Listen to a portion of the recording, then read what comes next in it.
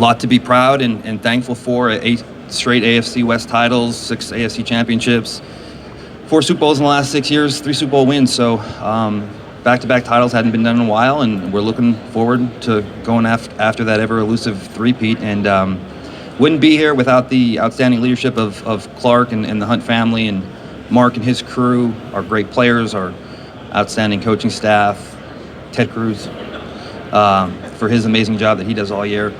And my personnel staff, I can't thank them enough. I truly believe I have best group of scouts in the NFL. So looking forward to being here and starting this process, meeting with player agents and getting to know the new draft prospects and to meet them and interview them. So with that, I'll take your questions. Brett, can you talk about how you've assessed the receiver position since the Tyreek Hill trade and kind of how you will be assessing it this offseason? I think much like any position, we're always looking to get better. And so, whether it be receiver, O-line, D-line, DBs, any opportunity we can to make our team better, we're gonna do that. And so we put a high priority on the depth in our roster, and so we'll attack that much like we do all the positions and try to get the very best players we can and go through our process. Every team's process is a little bit different and unique.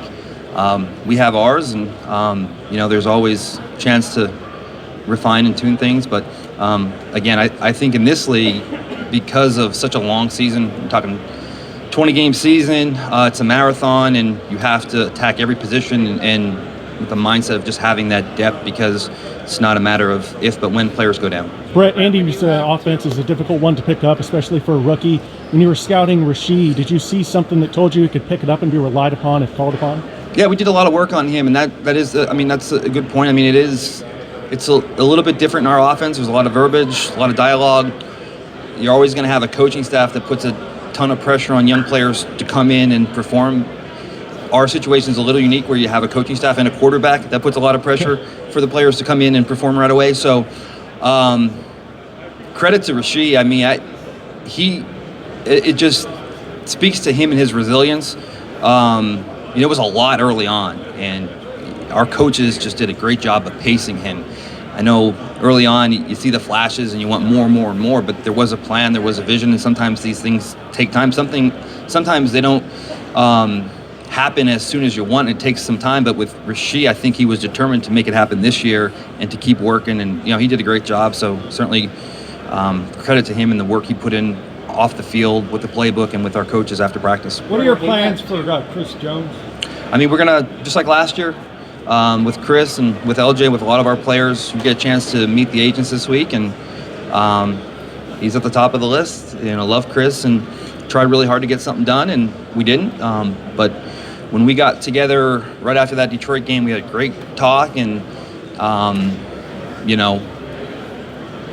both parties, I think, want to be here. So we'll get to work, and that's certainly a guy we want back and love and want to see him finish and end his career here in Kansas City. Hey, when you look at the division, what are the strengths of the other teams that you believe will help shape your roster moving forward? Well, I mean, I think our division, tremendous coaching. I mean, I think the first thing you think of is the outstanding coaching. And now 2 more great coaches hired in LA and in Oakland. So I think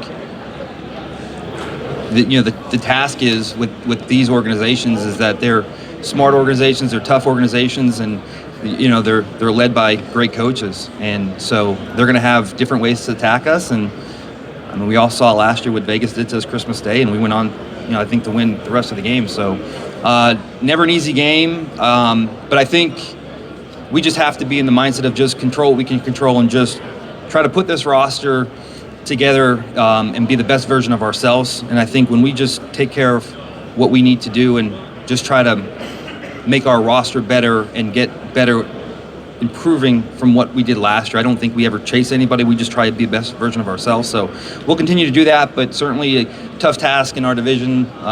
Great teams, great rosters, great coaching staffs. Brett, when you have 2 guys like Snead and Jones who are free agents at the same time, marquee guys like that, does that place an urgency to get one deal done while you're negotiating simultaneously because you only have one franchise tag? Yeah, I mean, certainly. That's always a stress. You'd like to be able to tag all the guys and pay all the guys, and it's tough because the more you win, I mean, the more you got to pay players, and obviously when you have this amount of success, you're paying a lot of players a lot of money, and then it's equally as tough because you're drafting late. So there's challenges. We'll go through them, and we'll always put our best foot forward. Certainly want to do what we can to try to keep both those players, and that's going to be our goal and intent. Hopefully we're able to figure something out, but every free agency is different, unique, and crazy. And so, but we do have one tag, and I anticipate probably using it to help us, but I think our goal is to try to get both those players done and then work down the rest of our roster. What about Nicole Hartman? What's your approach with him? Yeah, we'll get a chance to meet with him and his agent, Love McCall, and if there's an opportunity there that makes sense for him and us, I'm sure we wouldn't be opposed to going down that road. I mean, listen, when you have a guy that has played in this offense and understands all the verbiage, all the dialogues, all the play checks, I mean, that's why we didn't have a lot of ammunition to do much at the trade deadline last year. That one just kind of opened itself up where the price wasn't much, and our coaches knew him, he knew us, and it worked out. And I mean, thrilled for him for that last play. I mean, what a turn of events for him. But love McCall, and I'm sure we'll be in contact with him. Brett, beyond the film study, does reading play a large role in how you form your persona as a GM? Are you a big reader? I'm not a big reader, no. I watch the Netflix documentaries, and I'm a big documentary guy, so I don't read much, but spend a lot of time just watching documentaries and trying to learn about historical events and things in the past. But Mike Berganzi is the guy you want to talk to. He reads every time I'm in his office. He's reading a book. So if you're wanting to talk books and talk reading, Mike Berganzi is the guy. You signed Matt Ariza last week. What did you hear when you were investigating that feel comfortable adding him to your roster? Yeah, we go through our process. That one was a long process there, and there was, I think, from our end, we attack this like we do every player that we add in our roster. We just go through the whole process and our entire intel and security team, and I think when that came through, there was a pretty much green light, and that it was an opportunity for him. Probably should have been in the league maybe sooner than what he was, but he had to go through that process, and looking forward to adding to the roster. But as far as the information in our process, there was no hold up there. Brett, in terms of contracts, when you guys did Patrick's long-term deal, how important was that to kind of create long-term stability? And what could you say about Brant Tillson's role in kind of putting that together strategically? Well, Brant's amazing. We're certainly going to miss Brant, and congratulations to him and his family, and to the Panthers for that hire there. Brant, Chris Shea, that whole staff, really Brant got ahead of that one early, and the key in this league is getting a quarterback, and then once you get him, it's securing him long term, and then having the ability to do things within the contract to allow and provide flexibility. Brant got on top of that early.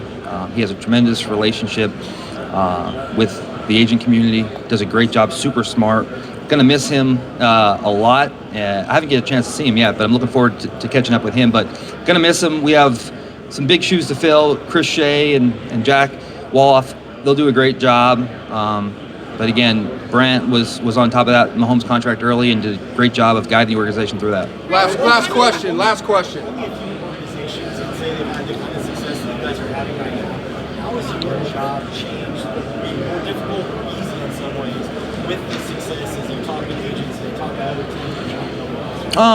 I think, in some ways there is the benefit of, I think if you get close in negotiations, I think you get the added benefit of the ties go to the Chiefs, because I think if all things were equal, it is a money deal at the end of the day, and people aren't going to turn down a huge discrepancy in contracts. But I think we get the benefit of breaking all ties, so I think that's a huge benefit. And on the flip side, there's a lot of stress and a lot of anxiety in every offseason, because you have small windows, and you don't have the ability to make a ton of mistakes. Your margin for error is razor thin, so you got to be good on your draft picks, and you got to be good on your free agency guys that come in here. They have to play, they have to produce right away, because you don't have a ton in regards to excess picks or excess money. So you got to be efficient with what you have. All right, thank you.